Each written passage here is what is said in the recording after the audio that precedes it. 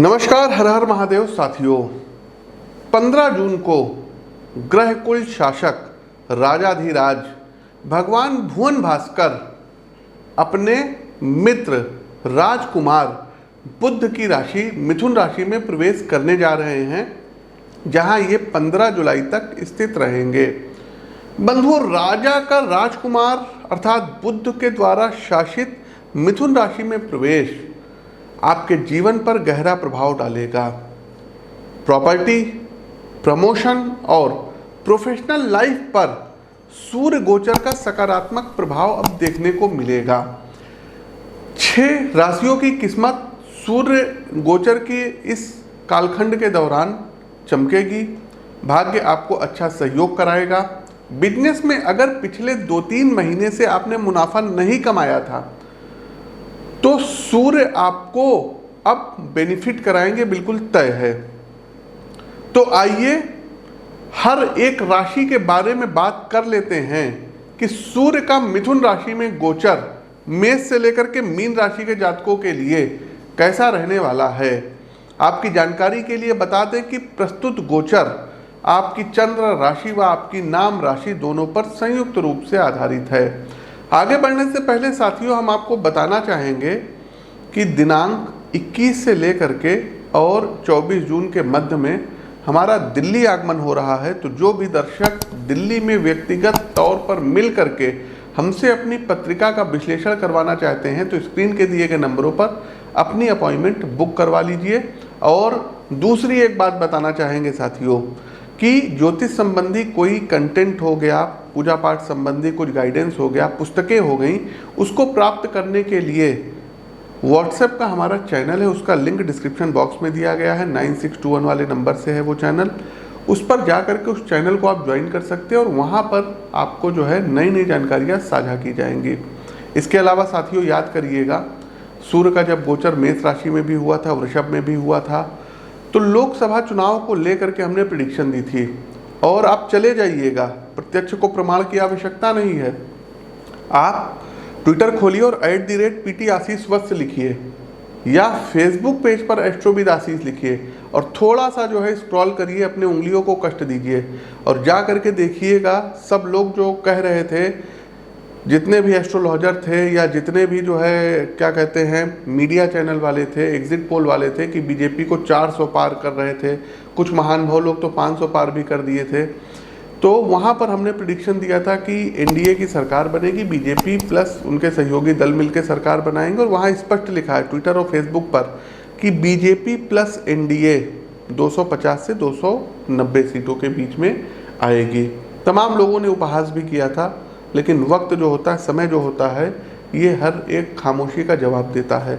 तो वहाँ पर वो हुआ। इसके साथ साथियों प्रेडिक्शन इसमें थोड़ी सी गलत भी हुई थी। गलत ये हुई थी कि कुछ सीटों की हमने प्रेडिक्शन दी थी, लगभग ये मान के चलिए अगर हमने 60-70 सीटें बताई थी तो उसमें 3-4 सीटों की प्रेडिक्शन गलत निकली थी। तो उसके लिए हाथ जोड़ करके माफ़ी, क्योंकि 100% कोई प्रेडिक्शन सटीक दे नहीं सकता है। 60 से 70%, 80% तक यदि प्रेडिक्शन आपकी सही बैठती है तो बहुत अच्छा रेशियो है।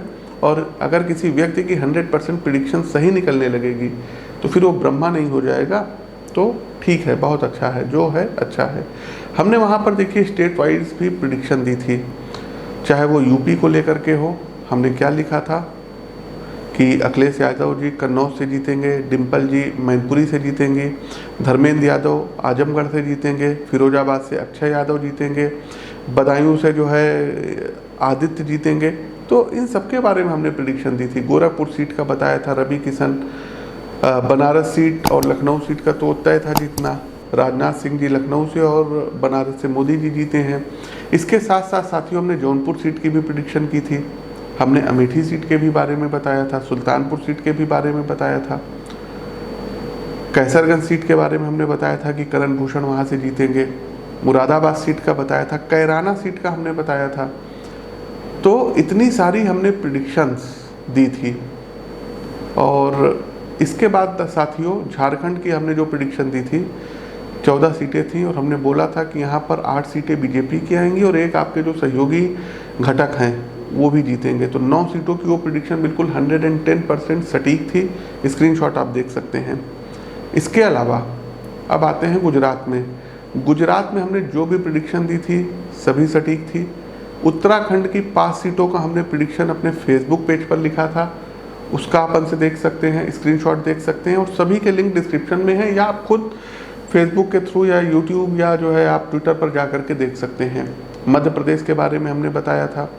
तो अधिकतर क्योंकि समय कम था और कुंडलियाँ बहुत ज़्यादा थी तो लोगों के बारे में हमने अक्षरशः बताया था और जा कर के वो चीज़ें सत्य हुई। कोई पब्लिसिटी नहीं कर रहे हैं, ये देखने के बाद कोई ज़रूरी नहीं आप हमसे कुंडली दिखवाइए, लेकिन ज्योतिष पर यकीन करिए। देखिए, एस्ट्रोलॉजर गलत हो सकते हैं, ये विद्या नहीं गलत हो सकती है। आपके आसपास तमाम बुद्धिजीवी एस्ट्रोलॉजर्स हैं, ज्योतिषी हैं, उनसे जा कर के मिलिए, दिखवाइए। लेकिन जो फेक प्रोपेगेंडा ये एस्ट्रोलॉजर्स लोग, ज्योतिषी लोग चला रहे हैं, AM PM न्यूज़ वाले जो भी चला रहे हैं, ये हो जाएगा, वो हो जाएगा, उनकी सरकार बनेगी, चाहे जो हो जाए, गलत है तो गलत है। और गलत होने पर भी गलती ना मानना, ढीठता से उसी के ऊपर डटे रहना, नहीं ऐसा नहीं है, वैसा होगा, वैसा नहीं वैसा होगा, ये काफ़ी कुछ जो है व्यक्ति के पतन का कारण होता है। खैर, क्या करना, आगे बढ़ते हैं। वीडियो लाइक कीजिए, शेयर कीजिए।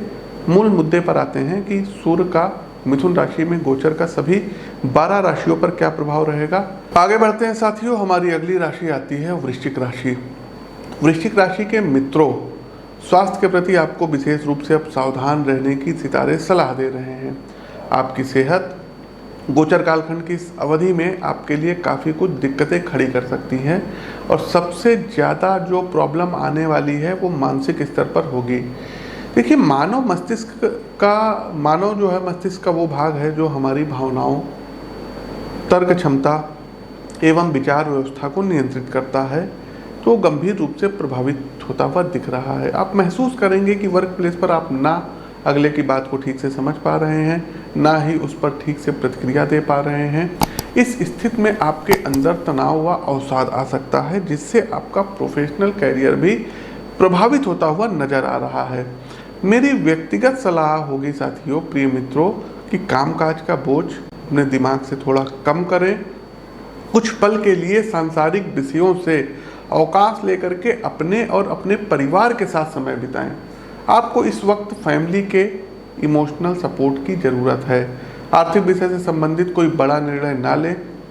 किसी भी प्रकार के निवेश, सट्टे या प्रॉपर्टी को खरीदने के लिए योग सही नहीं है। इस वक्त बचत ही धन को बढ़ाने का सबसे उपयुक्त मार्ग है। अब उपाय क्या करना है? तो उपाय तो अपनी पत्रिका का विश्लेषण करा करके आप प्राप्त कर लीजिए, लेकिन कुछ उपाय हैं जिनको आप कर सकते हैं। एक माणिक रत्न राइट हैंड की रिंग फिंगर में धारण कर लीजिएगा, लेकिन फिर वही सलाह, कोई भी रत्न धारण करने से पहले सलाह लेना आवश्यक है।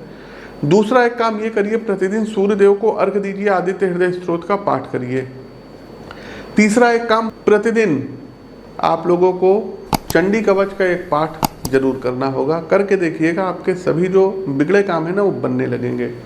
अगला एक काम ये करना होगा साथियों कि संडे वाले दिन आदित्य हृदय स्तोत्र का पाठ करें और प्रत्येक संडे के संडे सनराइज से सनसेट के बीच में एक रोटी में थोड़ी सी लाल मसूर और गुड़ रख करके शहद लगा करके गाय को जरूर खिलाइए। ग्रास, गौ ग्रास उसको बोलते हैं। इसके साथ साथ साथियों, स्नान करने वाले जल में थोड़ा सा चंदन का इत्र मिला करके आप लोग स्नान करिए। एक लाल रंग की रुमाल अपने जेब में रखिए और हो सके तो एक तांबे का कड़ा 25 से 30 ग्राम का दाहिने हाथ में आप लोगों को धारण करना होगा। तो ये कुछ उपाय हैं जिनको आप कर सकते हैं और अनुकूलता प्राप्त कर सकते हैं। प्रिय दर्शकों, हमारा प्रस्तुत गोचर कैसा लगा कमेंट बॉक्स के माध्यम से अवगत अवश्य कराइए। नए हैं तो चैनल को सब्सक्राइब करिए, बेल आइकन दबाइए। अपनी वाणी को विराम देते हुए ज्योतिष के इस मंच से मैं पंडित आशीष वत्स आप सभी प्रबुद्ध साथियों से विदा लेता हूँ। नमस्कार, राम राम।